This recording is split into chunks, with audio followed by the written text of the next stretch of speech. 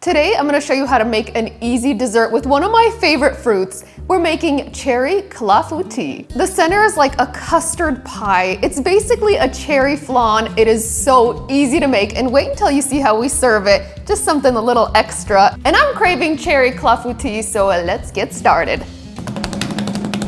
We'll start with our star ingredient, and that's 1 pound of sweet ripe cherries.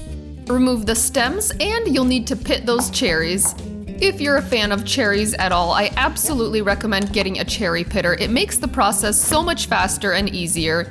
But cherry pitting can get a little bit messy, so we're gonna use our heavy-duty apron here.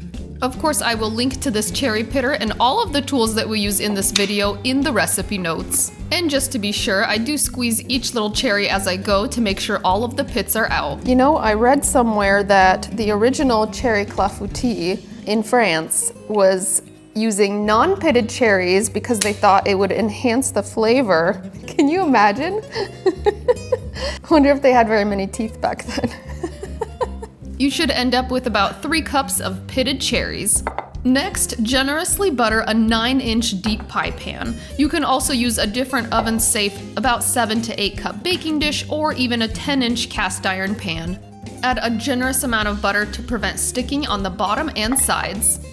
The rest of this clafoutis recipe is so easy, it just comes together in a blender.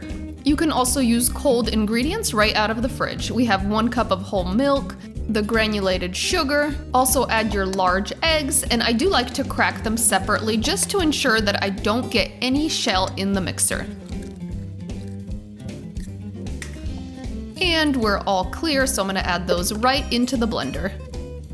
Now you can add the flour, and it's just all-purpose flour. Now traditionally, a cherry clafoutis is flavored just with vanilla, but we're gonna take it up a notch. And a little bit goes a long way to add a ton of great flavor. I like adding a tablespoon of golden rum, but you can also use kirsch or cognac. The alcohol is optional, so if you prefer, you can leave it out. Also add 2 teaspoons of vanilla extract. Of course, I'm using my homemade extract, and I will link to it in the recipe notes. Last but not least, add a generous pinch of salt.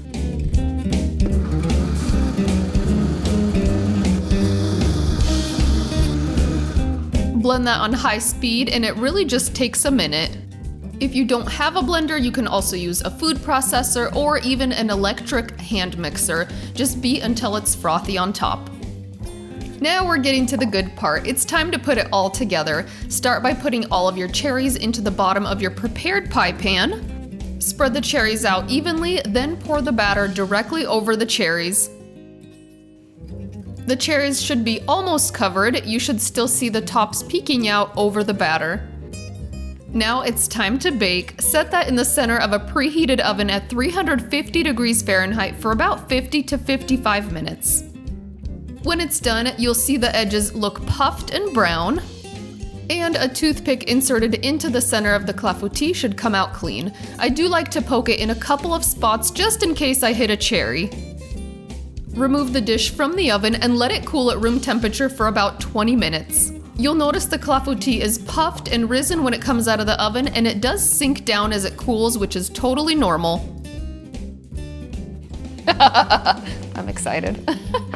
And I've got what we're serving it with. That's what I was excited about. We have some freshly made whipped cream, lightly sweetened with powdered sugar and vanilla. I'll leave all the details in the notes. Basically, you beat the cream with the sugar and vanilla for a couple minutes until it's whipped. It just is the perfect topping for this.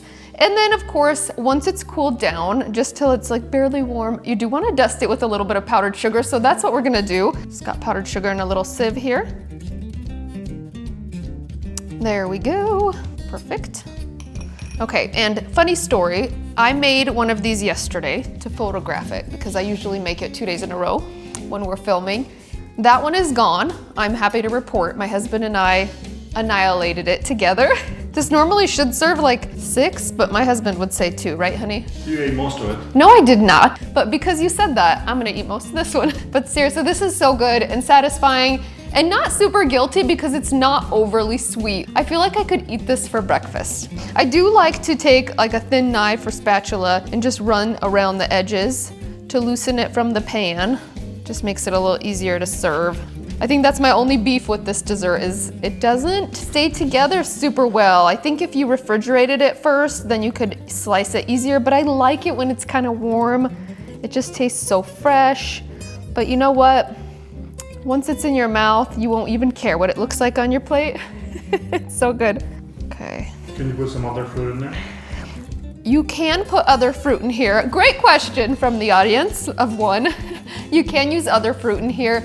Some good combinations would be like peaches and blueberries. You can use raspberries or get creative. Apricots would be really good in here. Let me know if you experiment with something different.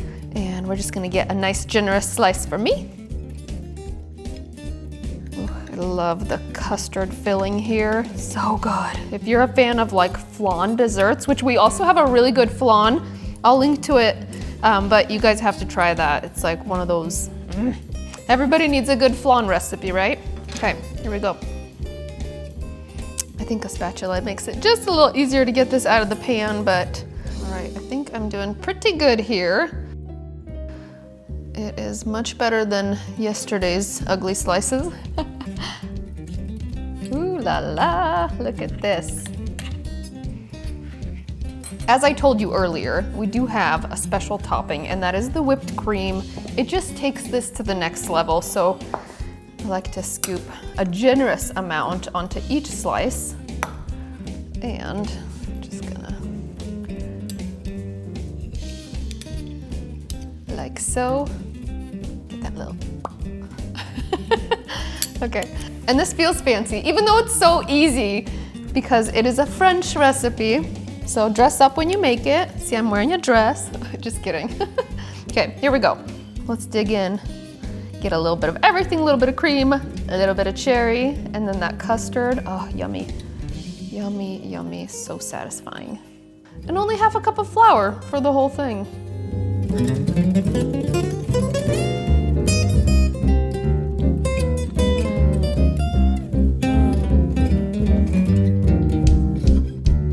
Nailed it. I love that the custard is lightly sweet, just like a flan is. And then the cherries are kind of sweet, kind of tangy. And of course, lightly sweetened whipped cream makes this feel a little bit more like dessert. Let me know what you guys are making with cherries right now. Cherries are in season. It's one of my favorite fruits. I definitely love to indulge in them. And I think they're the best when they're baked. Like, my kitchen smells so good right now. Let me know where you guys spotted Sharky in the video. I'd love to hear from you in the comments. Also, if you guys have any recipe requests, if you guys love French desserts, make sure you try that recipe right over there. One of my all-time favorites. And we'll see you on the next episode of Natasha's Kitchen. Now I'm gonna go have my lunch. You're not supposed to follow me.